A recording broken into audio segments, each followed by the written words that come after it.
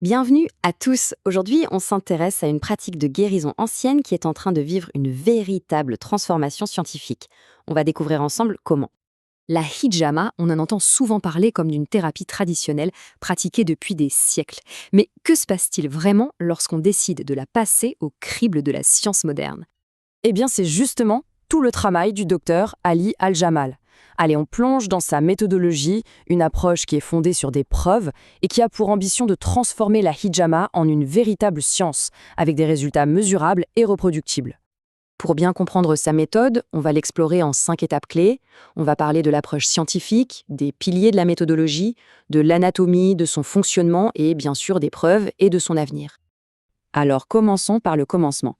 Qu'est-ce qu'on entend exactement par méthodologie scientifique dans le contexte de la hijama?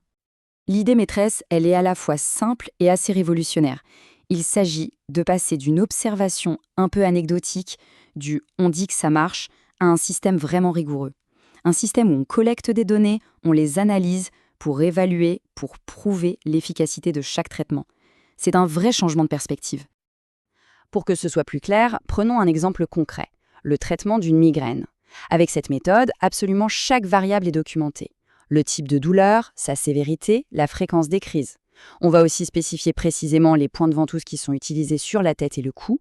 On enregistre le nombre de séances, leur durée, et surtout, on mesure l'amélioration avec une échelle de douleur qui est standardisée. L'objectif, c'est de s'assurer que l'amélioration est bien due au traitement et que ce n'est pas juste un coup de chance. Très bien. Toute cette approche, en fait, elle repose sur 4 piliers fondamentaux. Ce sont eux qui garantissent sa sécurité, son efficacité et sa fiabilité. Alors, quels sont-ils, ces 4 piliers? Le premier, c'est une évaluation qui est basée sur les preuves. Tout part de là. Le deuxième, c'est un traitement individualisé, adapté à chaque personne. Le troisième pilier, c'est le suivi et la documentation. On trace tout ce qui est fait. Et enfin, le quatrième, qui est sans doute le plus important, la sécurité avant tout. D'accord, mais une question se pose. Où appliquer les ventouses exactement? Pour être précis, il faut évidemment une connaissance approfondie de l'anatomie humaine. C'est notre troisième point. Et là, la méthodologie combine 2 approches.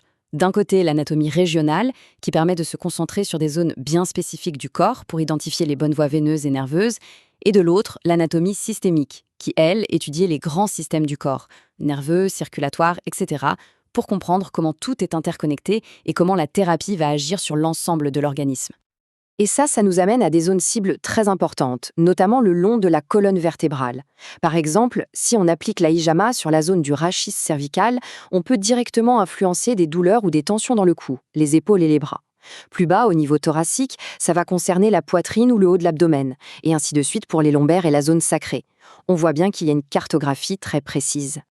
Bon, maintenant qu'on connaît les principes et les emplacements, la question clé, c'est comment ça marche au niveau physiologique. Qu'est-ce qui se passe vraiment dans le corps? Alors, l'un des mécanismes clés, c'est la stimulation du système naturel de soulagement de la douleur. Et ça commence avec des substances chimiques qu'on appelle les endorphines. C'est en quelque sorte les opioïdes que notre propre corps produit pour gérer la douleur et le stress. L'effet antidouleur se fait en 3 étapes. Premièrement, la ventouse active les terminaisons nerveuses, ce qui pousse le cerveau à libérer des endorphines. Deuxièmement, la succion améliore le flux sanguin là où elle est appliquée. Ça réduit la congestion et ça aide à évacuer les substances inflammatoires qui créent la douleur. Et troisièmement, ça aide à rééquilibrer le système nerveux, à calmer la fameuse réponse de lutte ou fuite et donc à réduire les tensions musculaires. Mais ça ne s'arrête pas à la douleur. Cette méthodologie montre aussi que la hijama a des effets sur le système immunitaire. Par exemple, elle stimulerait la production de globules blancs, donc nos défenses. Elle réduirait aussi les niveaux de certaines molécules qui favorisent l'inflammation chronique. Et à l'inverse, elle augmenterait les molécules anti-inflammatoires, celles qui aident à la guérison. C'est une action de régulation globale. D'accord. Mais tout ça, est-ce que ce n'est que de la théorie? Eh bien non. Et c'est notre dernier point. Des études scientifiques commencent à valider ces mécanismes. On a de plus en plus de découvertes qui vont dans ce sens. Une étude dans Elion en 2024 a montré des effets positifs sur les athlètes. Une autre dans Frontiers in Neurology en 2023 suggère que la hijama pourrait favoriser la réparation des tissus. Le Journal of Gastrointestinal Cancer notait déjà en 2021 son rôle de régulateur immunitaire. Et une autre étude sur Science Direct a montré qu'elle réduit l'inflammation due à l'exercice. La recherche avance. Et cette citation, tirée d'une revue scientifique récente, résume parfaitement ce changement de regard.